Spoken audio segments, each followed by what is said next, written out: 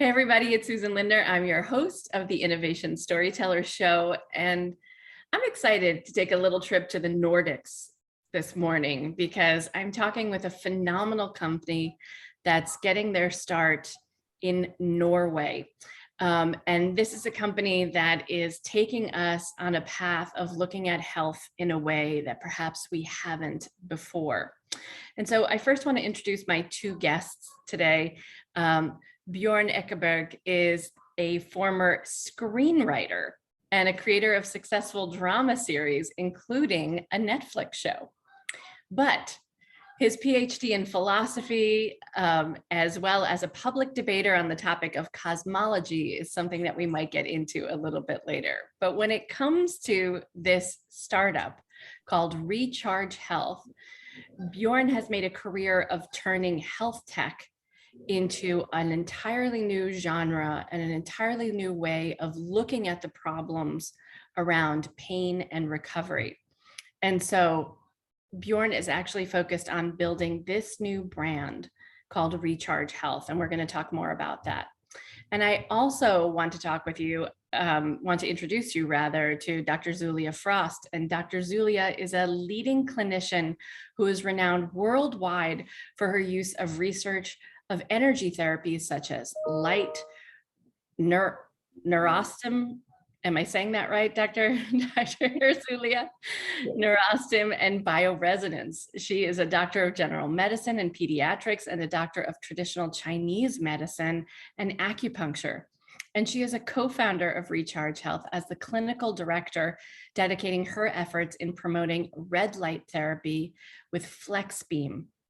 And that is the world's first red light device targeted specifically for pain and recovery and restorative health. And so I just want to welcome both of you on the show today. I think the work you're doing is so important.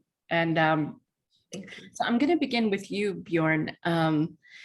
It's a long stretch, right? From designing series, well, first of all, from getting a PhD in philosophy to creating series for Netflix, and now moving into the incredible world of healthcare. How did you get here?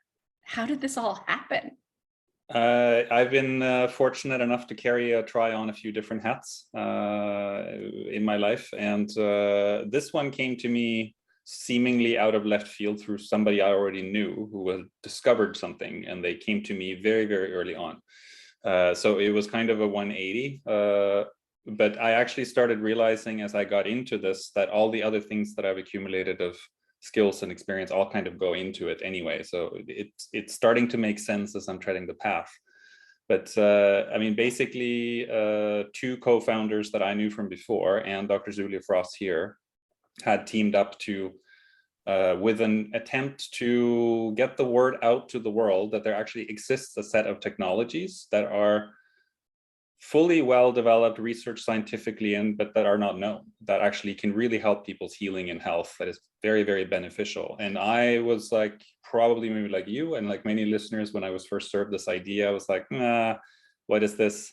You know, I'll have a closer look. And then I met them, and I also tried the first prototype of the product, and I started realizing that this is actually a kind of a paradigm shift that we're in the middle of here, and that this first product that we made is just one stepping stone on the way to developing something that can be highly transformative for people.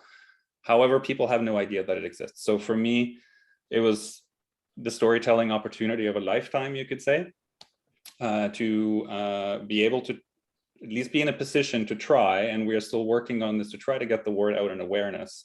It has to do with how you look at your health and how you look at your body, and the kind of traditional way of thinking around it, that our product is part of shifting. So I got suckered in first to make a little film about Dr. Zulia and some of the founders. And to be honest, the more I interviewed people who had just amazing effects like that they saw from the first product, I started realizing that the sort of hamster wheel of writing like Netflix shows and that whole world was like a lot less, you should say, rewarding on an emotional and spiritual level as being able to literally help people. I mean, so far we have over 8,000 users of our first product and growing. And it's just, I think it's gratifying to be part of, and like we get the kind of feedback we get from customers and the kind of tribe that we are building. And I know Dr. Zulia has had so much more experience with this coming up to before my entrance into the picture.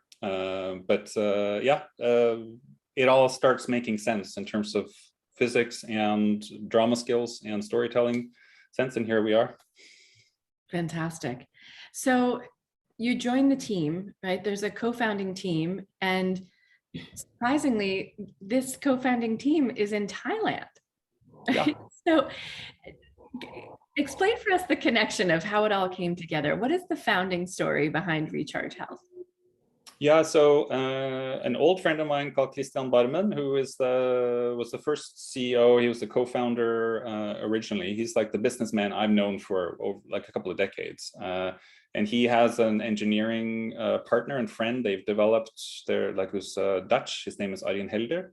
And he's the inventor of our first product. The two of them have developed all kinds of hardware in Asia for European companies. Like they've lived there for decades, and they are experts in the sort of supply chain, getting things made sort of thing. So they had stumbled upon, like Arjen had basically, I think, in a search for trying to figure out a solution for his wife had a health problem, like an issue with her liver, and was only prescribed pills. And he was looking late at night out for, is there something else out there? And he came across NASA studies and PubMed studies and all kinds of research. And Arjen is the kind of guy that, like, unlike most of us, he can look at that, I see certain wavelengths, this and this power output. Okay, I'll make one. So he just literally made a product just to try. And he tried it on his wife. And then his wife, like, it seemed to help her, and she told a neighbor, and the neighbor wanted to try this kind of lamp on his leg. And then he was like, oh, wow, I see the change in circulation. And he told the next neighbor. And so before we, my friend Christian got into the picture when he started realizing there was a whole little neighborhood event. People were like talking about Arjen's lamp. And he realized that this has to be something. And they, like me, had never heard about this before and were almost outraged. I had an interview with Arjen where he said he was baffled when he found out about, it's like, why have we why have we not been told that there is a way that you can heal yourself? And I think part of that, almost that sense of outrage, is something that is so beneficial and so easy in a way, should be available for everyone. And basically, and within the same week of having started up a company, like not knowing what they hit upon, but knowing this got to be something, this is huge, they meet Dr. Zulia Frost, who's been working on this for 25 years with patients and so on. And so they team up pretty much instantly. I mean, you can ask Dr. Zulia about her journey into this, but that's like how it all got started, with two hardware guys in Asia were able to make the product, and Dr. Zulia bringing all her wisdom and knowledge and knowing, yes, exactly, of course this works. Because she's known it for a long time, and let's make it and bring it into, let's try to take this into everybody's homes. And I came in as the fourth corner of this to sort of try to define how do we bring this to market, and how do we tell the story. So, Dr. Zulia, I want to dive into your experience, because I think the majority of my audience has not heard about red light therapy at all. Right. I mean, I think the closest thing we get to a red light is, seeing bacon underneath a steam table in a hotel, trying to keep it warm, or maybe that is the closest we come to red light in America, or maybe getting stopped at one for too long at an intersection. But the use of red light as a therapeutic process is completely new to the United States. Can you share with us a little bit about your own background and story, and where red light therapy came into play for you? Mm-hmm. Sure. I was listening, of course, Bjorn describing the journey and putting like such a, tremendous, interesting life path into this very small sequence. And I appreciate it's really, really phenomenal how I met these guys, and we just resonated on some kind of level. It was like he said, like at instance, we knew we are made for each other in a sense. Why? Because I tell you why. Because at the beginning, I was a regular, very regular, normal doctor, passionate, caring, working very, very hard, long hours. But then, I was always feeling like something is missing in the approach in healing, because you have just given people pills, and every single medical doctor aware there is a side effects to medication. So you kind of play like good and bad, like you're thinking which evil is worse, yeah, but maybe pill is gonna work in this situation. So I just always felt like we need to encourage natural body healing. And yes, the opportunity presented itself, because I got in a very, very serious car crash, and I needed to experience that healing on myself. And when I was in this situation, it was extremely, extremely severe trauma. I was in lots and lots of pain, and I needed to repair myself. So that's where I turned all my philosophical thinking, all my knowledge, which I had to date, into practice.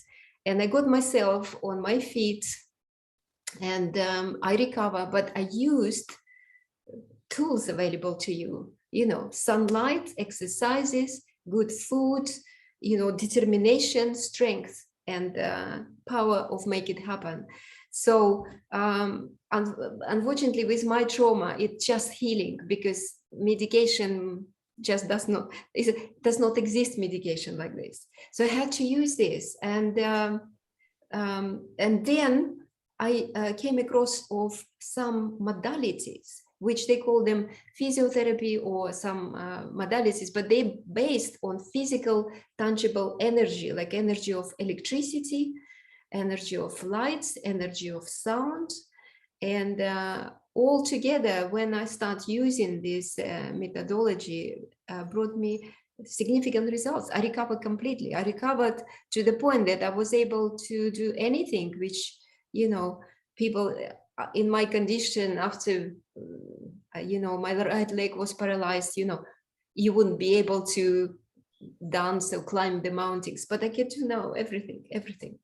And I use this modality. So, and then of course I try to use that with patients. And the more I start using it, that would be more than 25 years ago, 30 years ago, 25 years ago. And I suddenly start receiving amazing results, amazing. So, and every patient, when they recover, they say, why nobody knows about this? That was my drive to become an innovator and search and look for people who can make this technology happen, but on a much bigger scale, so we can actually give this technology in every home. And that's how I met these guys who were full of ideas, absolutely no fear of jumping into unknown. And so we created this amazing first product, and it looks fantastic and giving us phenomenal results.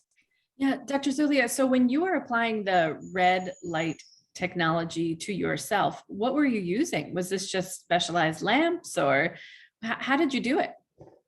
Yes, a little bit, yes, about red light therapy. It's actually have been known at least in medical circles as a laser therapies, because lasers were used since 60s, and they were used to treat wound healings and treating broken bones.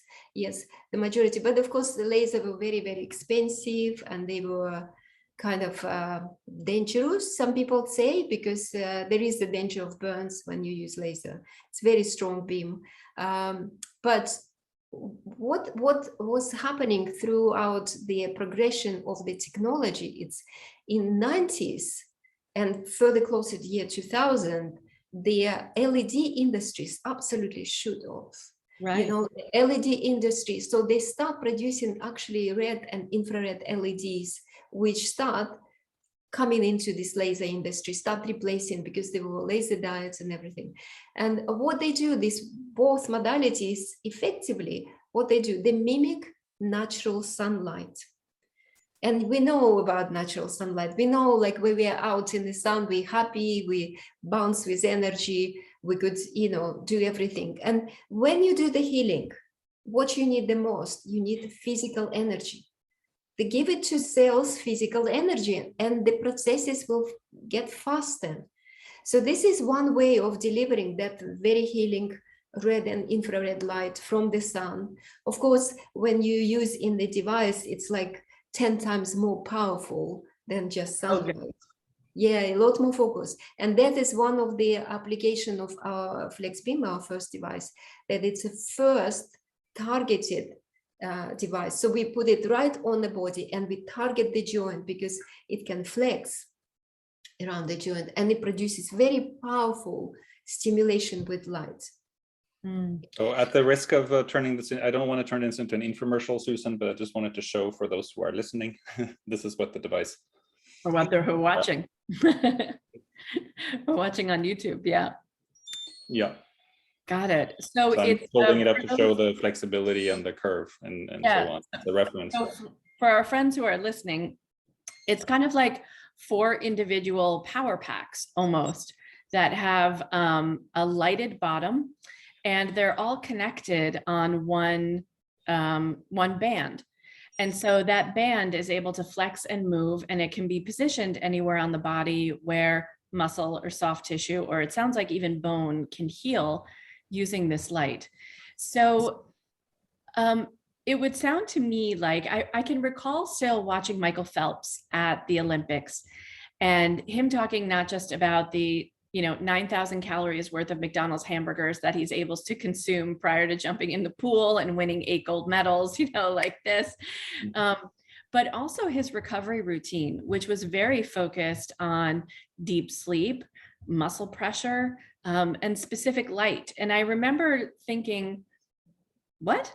Like, sleeping in the dark seemed to be the most appropriate thing, but there was certain light that was being applied to his body. I remember watching that and going, what is that? And then it kind of just slipped away again. And I was I guess my first question is this innovation primarily targeted first toward, or were you most inspired by athletes? Were you most inspired by people who were injured, like Dr. Zulia? What was the drive to create a product around red light? I think it started as broad as possible. When we first started, it was like the feeling that this has potential for everyone. And then realizing very quickly that in communication and in the marketing of this and so on, that it's impossible to, we come up against a hurdle that if you start listing all the potential benefits that near infrared and red light can give you at certain power outputs and so on, you start sounding ridiculous, right? It's like people don't want to buy, it can do all of these things, and they're like, sleep is one thing, but then hormonal levels and then injury prevention and pain, it's too much. Right, it's too much. So we focus this on what we think this particular design does best is really injury recovery, pain relief, and any sort of targeted approach in your body that it can help. And so there, sports people, athletes, particularly, have become an inspiration for it and the sort of the positioning. But I think, Dr. Zulia, feel free to fill in here. But I think when we started and we sat in that room together and we were sort of seeing the story that this is connected to, that puts the body in the center, which is key of it. It's like your body is the one that heals. It's just that your body needs energy, it needs light or something to actually improve itself. When we were first devising that as the core of this, I think we thought very, very broadly, right? That this is potential for everyone. Yes, I can only add a couple of things. Is that recovery, it's a focus, because you just literally assist natural recovery, because you use fundamental energy. Most familiar to our lives is energy of light, but in a sense, when body heals, it normally goes through 3 predictable stages. First, the body inflames, then the body produces scar to integrate tissues, and then it remodels that scar so it goes back to normal tissue. And if you are able to supply energy and fuel each of the process, that is already 50% job is done. Because every cell runs 100,000 chemical operations per second. How much energy it requires? So that's why people who are older, who depleted, who like fatigued, they're not very good at recoveries. And then just think of this application. If you're fatigued, that is already telling you you don't have sufficient energy in the body. So if you use the device like this, you can get the energy and give extra to provide that healing, whatever the body is supposed to do. And so that's why we focus on recovery with FlexBeam. Yeah. So I want to talk a little bit about, this is the Innovation Storyteller Show. So tell us how, the process has been moving along, because frankly, you are disrupting, when you bring a medical device to market, typically you are disrupting the pharmaceutical process, right? We're not looking for medicines, we're looking for an alternative. We are, as a startup, we're typically disrupting everything anyway. So just even bringing a product to market and getting something made. Tell us a little bit about how Recharge Health as a company began to come together and bring this technology to life. What was the process like so far, from the idea to its actual creation as a piece of hardware? Well, I think part of our advantage that we could do this, it's only 3.5 years ago, basically, since the company sort of got rolling, just under 4 years. And it's like how we could get so quickly in place is because two of the co-founders, Kristel and Arjen, they were able to kind of put it all together on the ground so we could focus on the product. And we decided very early on that we wanted to do everything ourselves. We were like maybe naively over ambitious, but we wanted to, we got our own ISO medical device certification so we could do our own assembly in-house.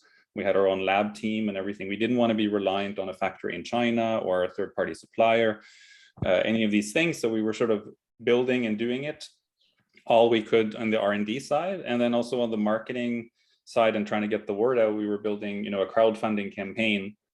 And I was interviewing agencies that could help and so on, but we decided to just build our own team and just do it ourselves. And that's kind of been the story, how we got here, I think, in the first 4 years. I'm not sure if it's been like maybe there would be quicker ways in some ways or something, but we've fast for hardware, frankly. Oftentimes it takes years to develop, the right prototype, the right go-to-market, the right product market fit. It's not an easy task. 3 years sounds pretty short to me for a startup. Yeah, it's been, I think, a rocket fueled first 3 years. We can get quickly to the stage. And now that we have this hardware and we sort of, we're very confident that we demonstrated the market fit. There is a demand for this product when people find out about it. So it's really now about thinking, how can we take this piece of hardware and now couple it with software and data capabilities, and how can we actually meet consumers where they currently are in their health occupation to again bring this to everyone. Yeah, I think the difficulty, Susan, is that when you have so much enthusiasm and drive to make the humanity better, and then you hit the reality. Reality is you have to comply with the red tape bureaucracy processes of registration. Everything is costly. Studies are very costly, but also time consuming studies. So something like this takes to build up years.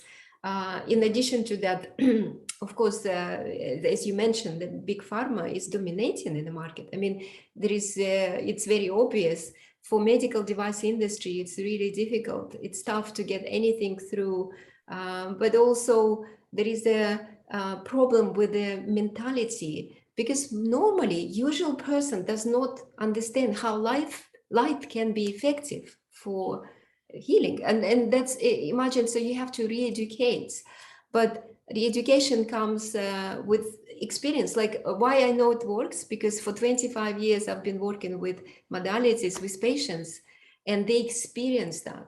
Once you experience, you just say, wow, that's, I want it. I'm not gonna part with this. But of course, the difficulties, we need to educate population that there is another way, very clean, using clean energy and using completely with no side effect modality, which could help healing. Yeah. It's funny. I often mention my 94-year-old mom on this show because she's a firecracker. She's in the gym 3 days a week at 94. What? And last year she fell down a flight of stairs and cracked her head and had a brain bleed. And 3 days later, she was out of the hospital and back at home. So yeah, she's just amazing. She's my hero. And but I noticed, in her walk now, it's the confidence and also, the ability to heal. I see that, she has difficulty getting up in the morning, and I think her energy level is quite high, but her confidence level is diminished because she's not finding herself kind of moving at the pace that she did before. She's more hesitant. And I think there's something also about that you mentioned about the speed of healing that also helps to reestablish that confidence in older people faster. The faster you're able to heal, the faster you're able to regain your confidence to go back into the world and do those things. And I think about those, enabling those technologies, especially for the elderly, that allow them to be more resilient. And so do you think this technology is an investment in resilience, the ability to bounce back again, back into life? 100%. Yes, me too. I also think when you use it at home, you can use it every day if you want. It's absolutely safe. But what it does, it gives you back quality of life. If you want to play golf, you want to play golf, not feeling like aching in your shoulder every time you're doing a swing, yes? And that is helping because it will, with certain physiological response reactions, there is a pain relief comes with this. There is the ease of move and energy, physical energy. So to me, you grow older, but you not become crippled and incapacitated. You still live your life and enjoy your life. And that's what we're trying to do, a gift for humanity. And the challenge I would say, Susan, if I may add, is belongs again to the storytelling side, is getting this to arguably your mother and younger by 30, 20 years, that segment of people. It's actually very challenging to reach their way of thinking around health and the body has been shaped by, a long, a well-established paradigm, so to speak. So, I mean, we've had the most, I would say the most traction early on with people who are middle-aged or younger, who are more likely to adopt new trends. But we can definitely see that as of enormous value to especially the elderly once we get there. But again, this is about shifting that narrative frame and being able to accept it. And one of the challenges we face with trying to get people's attention is also the same age that makes it possible for us to sell a product straight from our creation straight to consumer, also makes it all the more difficult to catch people's attention. I mean, people expect to have this explained in 3 seconds, or if you don't hook them in the feed, then they never find out about it. Right? Yeah, I mean, my mom counts her health based on how many pills she has to take. So the more pills, the more unwell she is. So she tries to figure out every conceivable way not to take a pill, even when it's prescribed. So we have to, she wants to back away from this. So I think there's also a segment of older people, and frankly, younger, who are looking for natural modalities in order to find health, wellness, restoration, healing, whatever those things may be, that are not tied to big pharma anymore. So from this innovation process, one is, if I'm hearing you correctly, one is there's a re-education process about how the body is able to heal itself and how natural modalities that are not pharma-based are available. Number one. Number two, from an innovation standpoint, is actually delivering a product. So how did you figure out how to build the product this way? I mean, and Dr. Zulia, you've been using this technology for a while, but the actual construction, the actual manufacture of the product, walk us through that. How did that process go? If from my point of view, I use the various modality of red light therapy. And I must say that until I saw the FlexBeam, to me, those modalities were weak. I mean, I have, for example, laser acupuncture in my clinic, where instead of putting needles in your skin, you put beam of light and you stimulate and move energy around the body just by touching the skin without, you know, needles are not very comfortable, right? So I have an acupuncture appointment later today. I'm excited, but yes, ask about laser acupuncture. So this is one approach, and you know, but with FlexBeam, what I found is incredible exactly about the design, because when you think existing lights, they are like panels, whatever, they exist when you have to stand in front of it and stand naked and wear goggles. With FlexBeam, you don't, because it's on the body. And I think that's what innovative was, to position it three-dimensionally around the joint, for example, and innovation also to bring the power into the body. And yes, we have a group of designers, we have engineering group, they work out their magic together. I think the insight also early on is that the existing ways to get infrared light exposure or red light therapy is actually things that are devised for plants. Like you buy it off a factory in China, it's like grow up panels, you know, that they discovered at some point it really works for plants. It makes all kinds of plants grow faster. But so the idea was then, let's apply it to humans, and let's, you know, you can sell a panel and put it in your home and you can get up in front of it. The insight we had from early, and Arjen, who's the inventor behind it too, specifically, was like, let's get it close on people's skin and wrap it around, so design it for the body. So because the closer you are to the skin, the more the light is going to penetrate and give give benefits. And that's kind of how it stands apart from any other way of doing or giving your body red or infrared light, is that it's extremely close. Mm. I also think, just very briefly to add, it's very easy to use, you know. So like you sit like a teenager and you have like whatever sprained ankle, you just put it around the ankle, but you can sit and play computer games. So am I an executive and I'm sitting and I have a low back, I just tie it to my back and I continue to work on my laptop. So the application, the combination of the actually clever what's inside the device, but also the usability, I think this is, you have to look at all aspects when you innovate the product. So that innovation, right, of capturing light from what used to be paneled, you know, kind of disruptive to your day as a disruptive technology, has now become more integrated. Tell us about some of the people who are using, and some of the organizations that are using this now. I mean, we've had among our first customer groups were people who are proclaimed biohackers, which is a niche of people who are very much into health optimization, are very open to new technologies and ways to improve themselves. They caught on to it very early because they already know about this red light therapy generally. I mean, where we are currently seeing the most users is in high profile users, is in sports and in fitness. And we have big sports clubs in the US. We have some major league baseball clubs that have started using it. In the UK, we have Premier League football clubs using it. And we are partnering tentatively for now with some pretty large gym chains, fitness chains in the US and around the world. So if it's, I love this term biohackers, Tim Ferriss, if you're listening, you know, I always think of him. I was just like, why am I drinking mushroom tea in place of my coffee these days? But, you know, this is the, these are the ways we're finding a thousand new ways to find ways to interact with our bodies that we haven't before.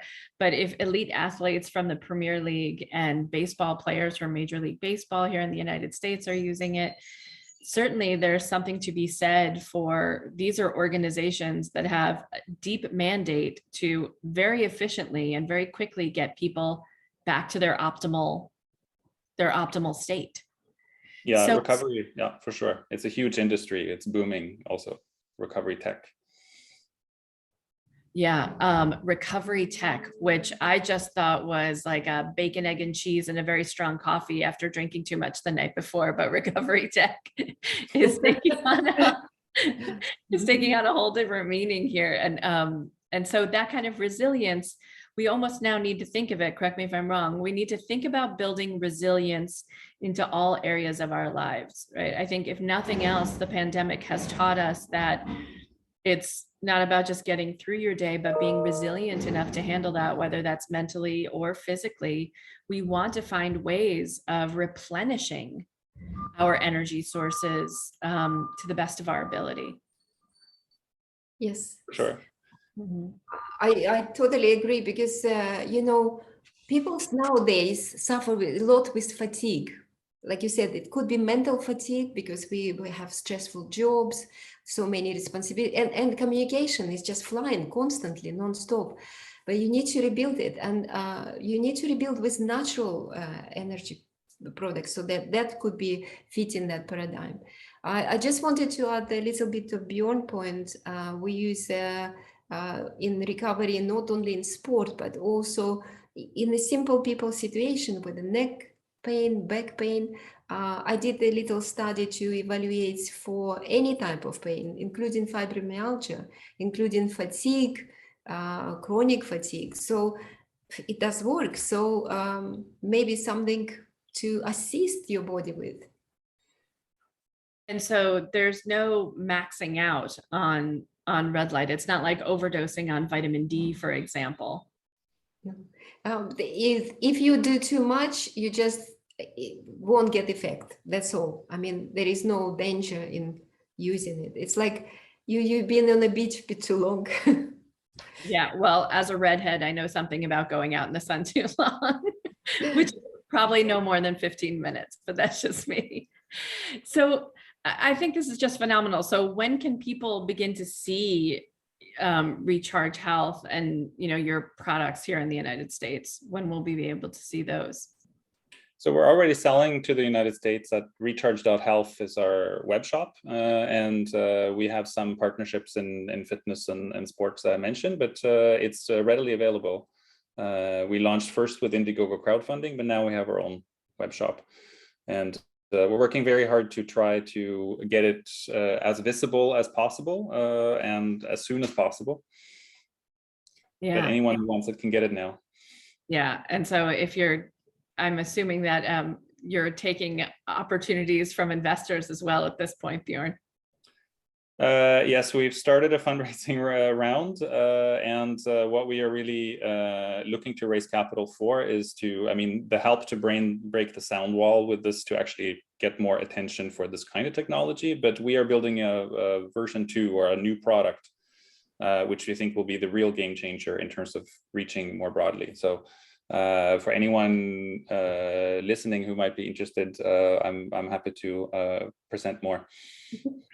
All right. Well, it's come to this time in the podcast where we talk about innovation as a whole, because great innovators have great ideas across the board. So let me ask you this question, Dr. Zulia. If you had the chance to join any innovation team in history, which innovation team would you have joined, aside from the one you're currently on, of course? Oh, you said besides. I was going to say only with my team. Looking back through history and all the breakthroughs that have happened, medical or otherwise, what innovation team would you have liked to have been on? I don't know. I'm looking into actual history. I'm a great fan of two big figures. It's Nikola Tesla and Leonardo da Vinci. Could that be in their teams? Yes, who wouldn't want to join either of those teams? Phenomenal. Yeah.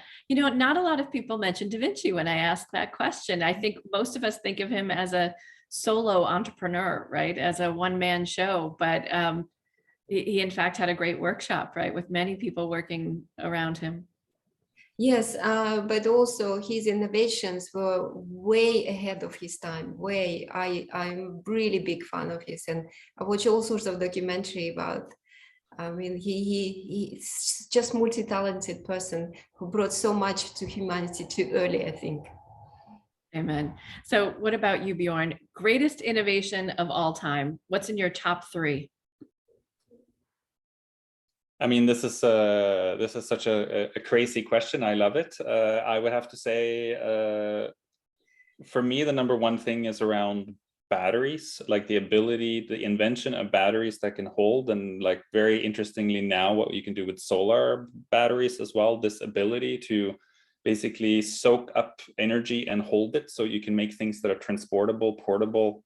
This is also a key to us being able to make a wearable device, and seeing all the things that that's going to enable. That for me is one of the most striking innovations of all time. That is, I think, often a little bit under the radar of, like, we take it for granted.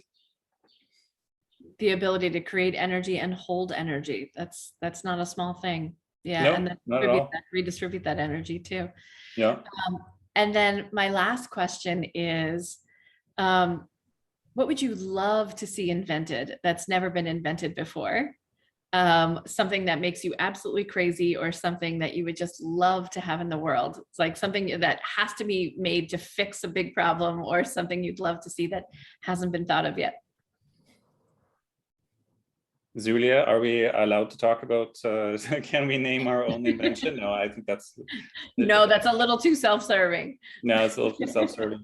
But I think that's, and it's not specific to the product and stuff that we are working on, but this idea that you can create something in your own home that you can use when you go to bed at night or wake up in the morning, and that is just like instantly in tune with your body and helps to supply you with whatever you need at that point.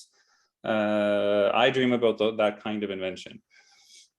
So that's highly personalized, what, like a milkshake made just for me when I want it, as I need it? Like this is like the Jetsons, or? I'm thinking more on the health level, or the body in a more intimate way, I think. But if it can also add chocolate milkshake, then you know, most people be solved. I could be calcium deficient, you don't know.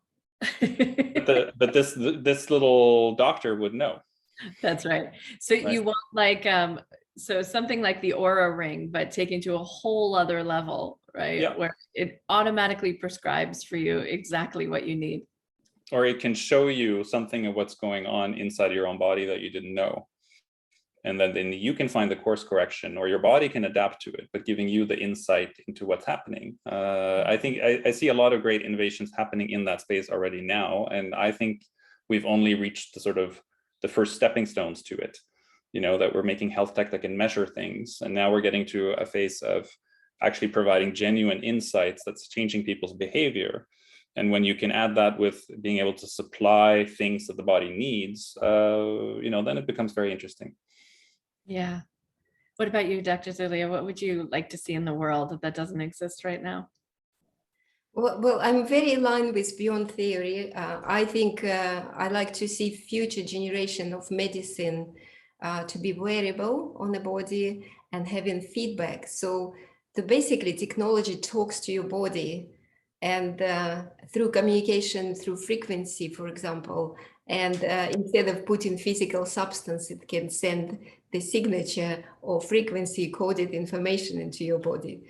And with that, I'd like it to also to be sort of like a telemedicine, so remotely prescribed and remotely controlled, not controlled, but assisted, I would say.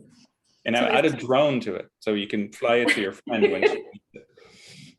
So is that embedded? Do you think we're going to get to embedded biotech where it's implanted in us so that it can do those things for us? Or do you think we're going to be wearing it on us? I personally prefer it to be wearable, because when it comes to my body, it's my body, my choice, you know. I want it to be there helping me, but I don't want somebody else to control my body. Yes, yes, very important. Who knows, right? Who knows where the future, what that story is going to look like as health tech improves and increases over time. Not to mention all the privacy around it as well. So I'm so grateful to have you both on the Innovation Storyteller Show today. Thank you so much for joining me.